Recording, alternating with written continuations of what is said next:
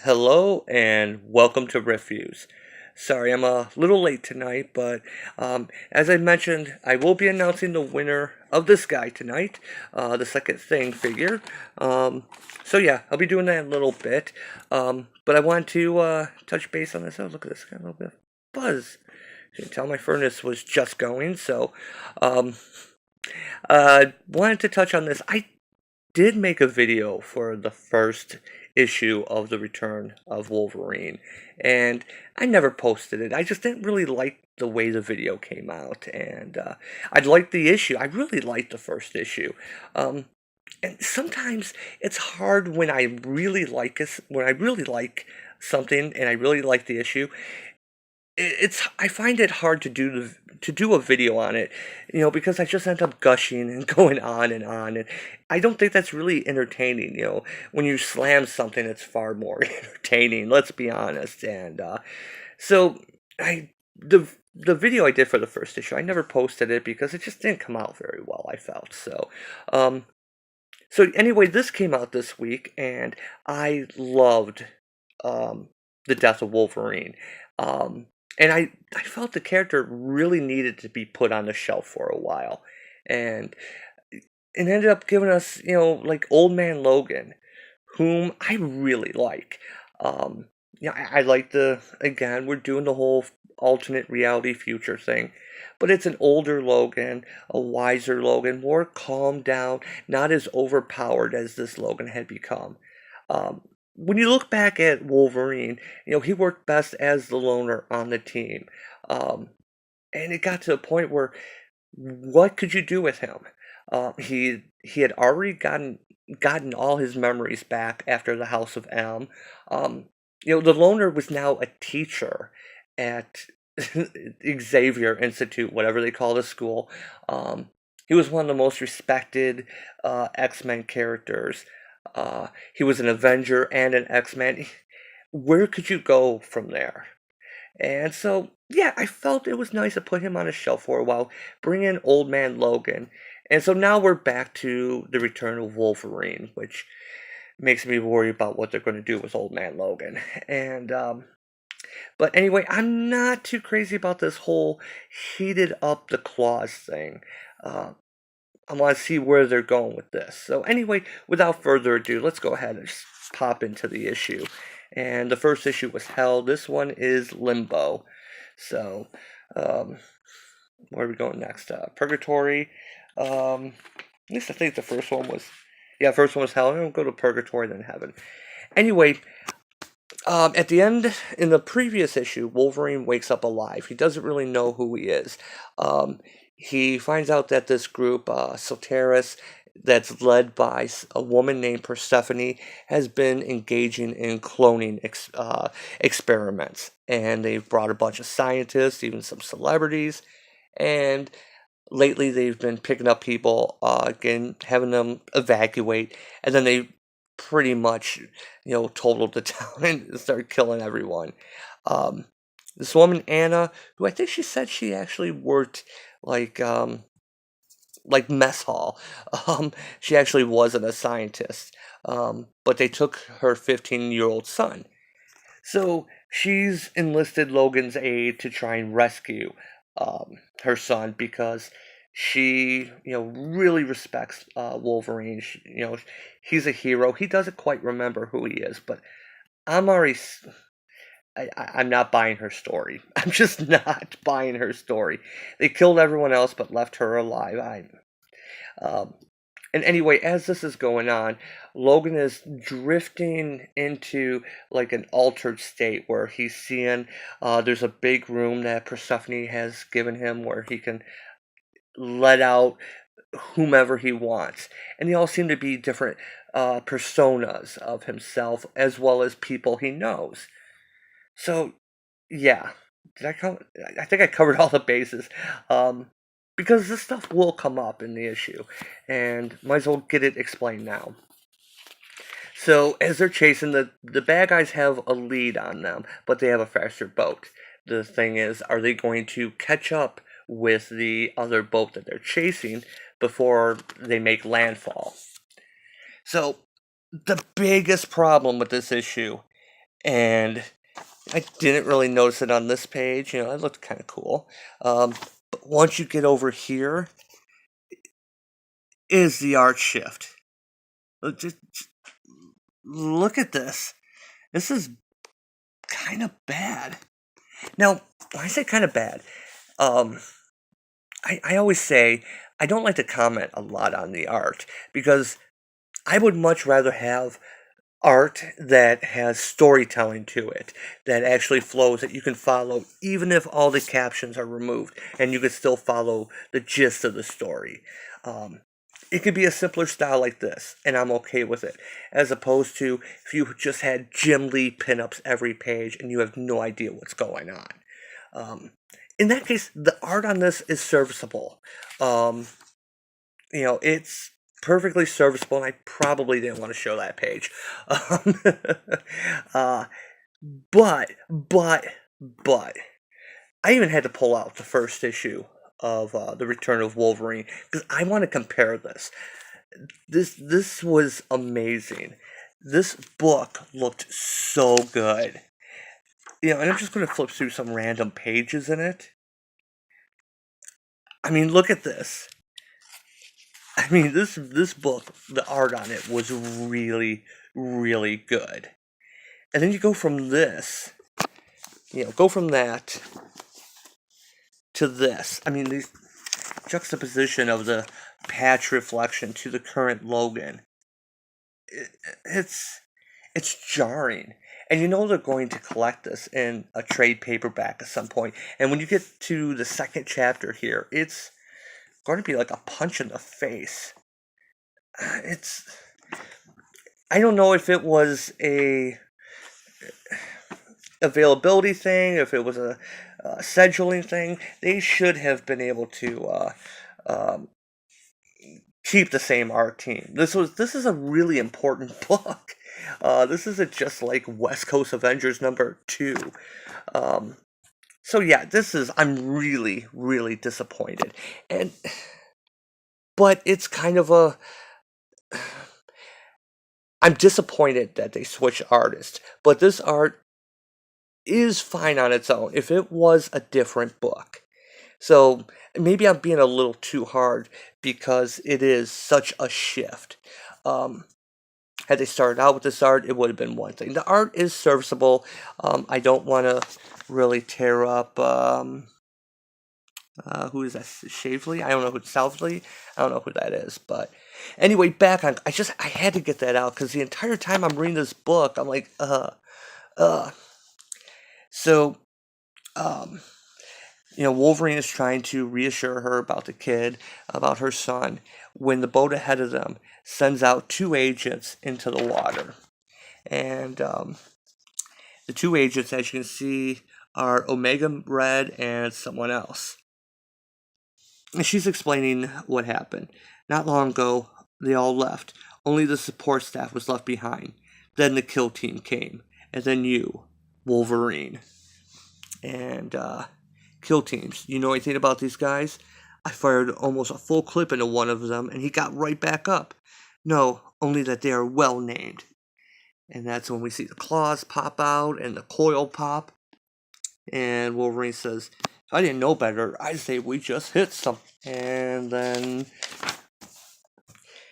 this is what I mean by the art.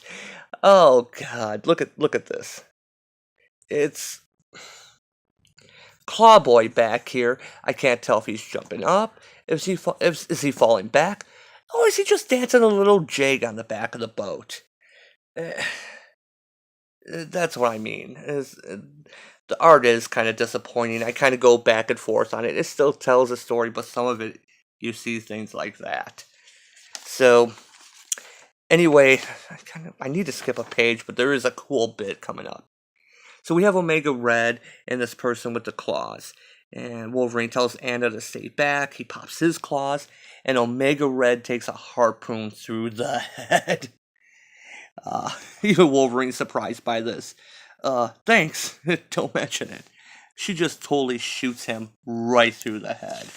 So, gotta skip coming up here, but... So we see, there's only one harpoon left, so he tells her to stay back. He tells the person, "You don't have enough claws, pal." When they pop a third one underneath their wrist, and Wolverine's just kind of surprised. So obviously we see this is going to be Draken. Um, Draken, of course, is Wolverine's son. Draken. I've always called it Draken. And so what I mean, most speedboats like this are like a fiberglass, and Wolverine's claws should just cut through that like metal through hot butter. It should not be enough that if he gets knocked out, he can use that to slow his fall to get back up onto the boat. Where, yeah, that should not have happened. Um, oh, and yeah, this is what I mean. The crouching tiger, crouching dragon, hidden tiger. What? Crouching tiger, hidden dragon. There we go. The aerial fighting here without the backgrounds.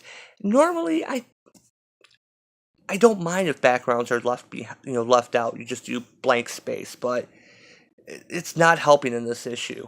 It really is not helping.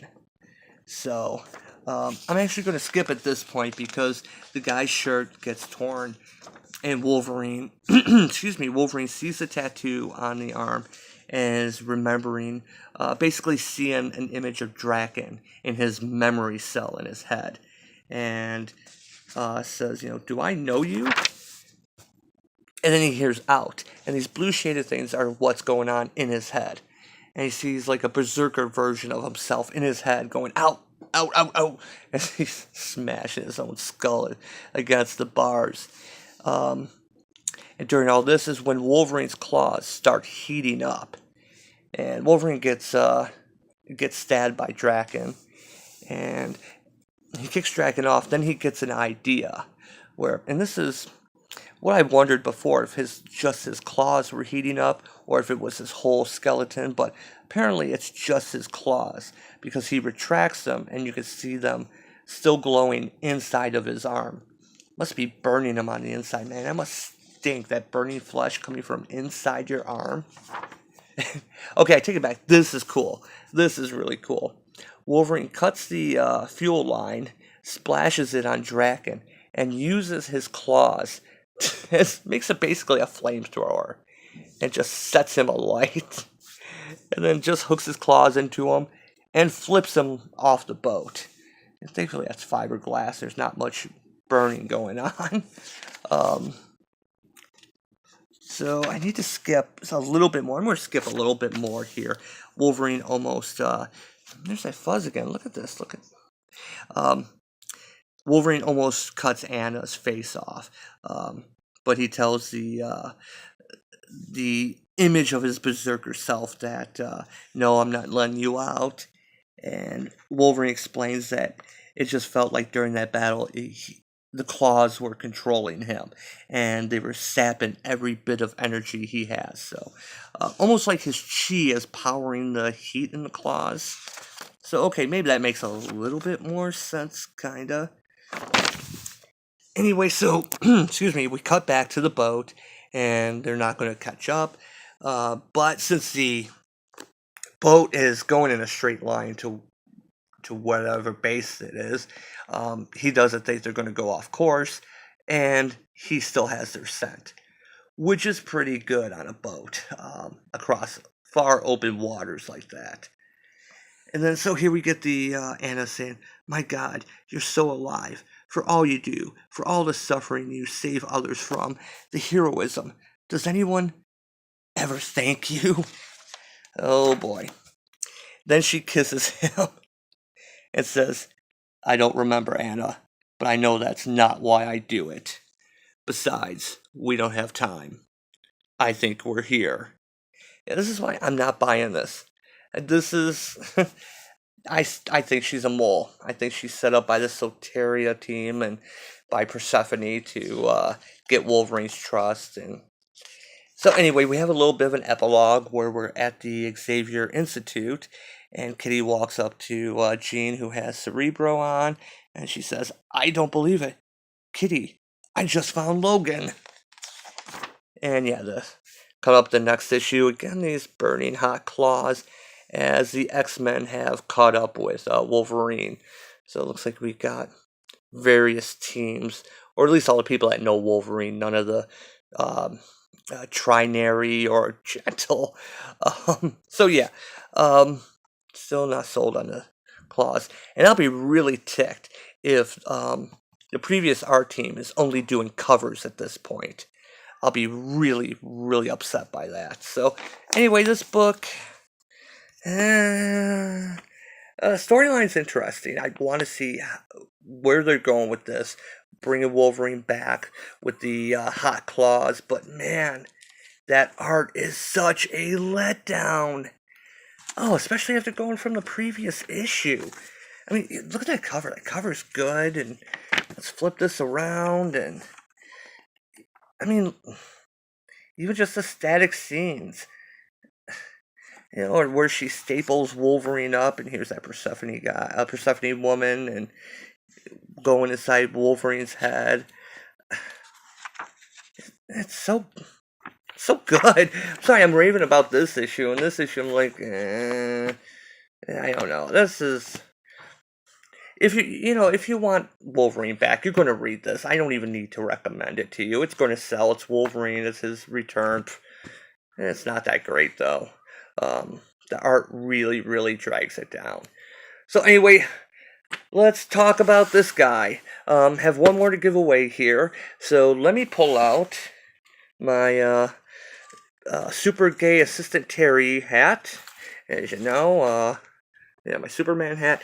In case you wonder why I call it my super gay assistant Terry, I made it up last week on the fly.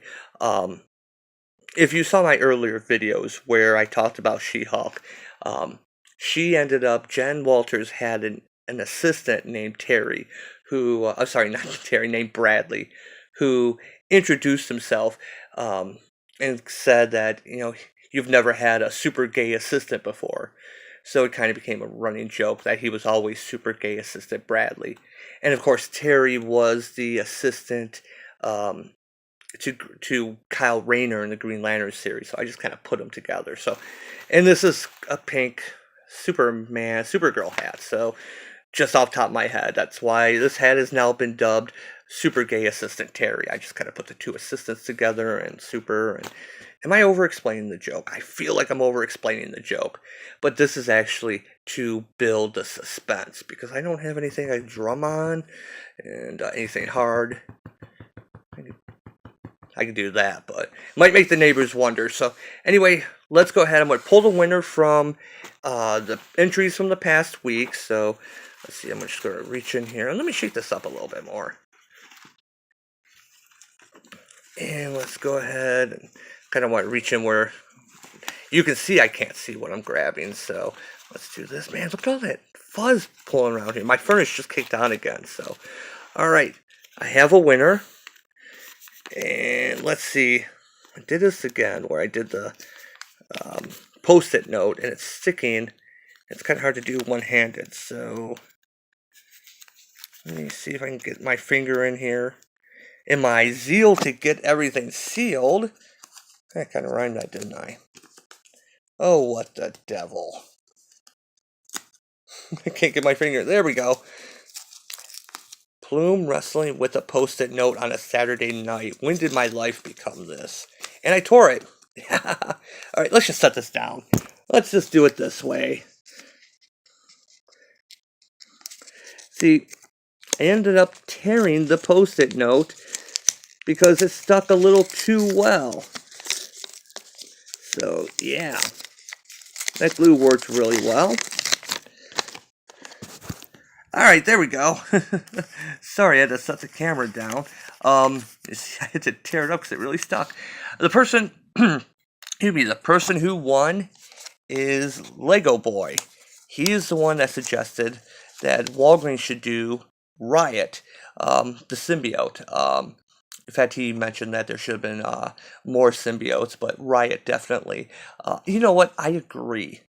Because this, with the Venom movie that came out and the figures that came out for the Venom wave, it's kind of weird they didn't have any synergy to go with that.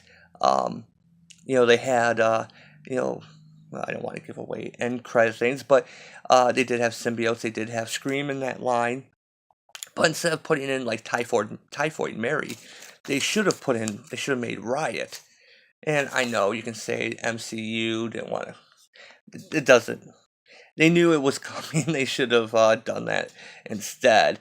But yeah, I agree. It's just so weird that with the Venom movie and it doing as well as it did, I liked it a lot. I saw it opening weekend. That's something I don't do very often, but I went in expecting nothing, and I really, really liked it. Even my son thought, he's like, it's a shame the movie was so short. And I said, it was almost 2 hours. And so yeah, he didn't get bored during the movie. He didn't get distracted, and he's like an amateur film critic, and so yeah, he really liked the movie as well. So yeah, I agree. They should have had a Riot. So we can have more of the symbiotes. 'Cause we got the Venom, Carnage, Scream, Lasher. Is that all we have? But yeah, we need a Riot. So anyway, Lego Boy, I will be reaching out to you and find out where to ship the figure to. So congratulations, and I will be doing some more giveaways coming up soon. Yeah, my voice is cutting out. Can you hear it? And but yeah, I will be doing some more giveaways. So be sure to subscribe. Stay tuned, and as always, thanks for watching.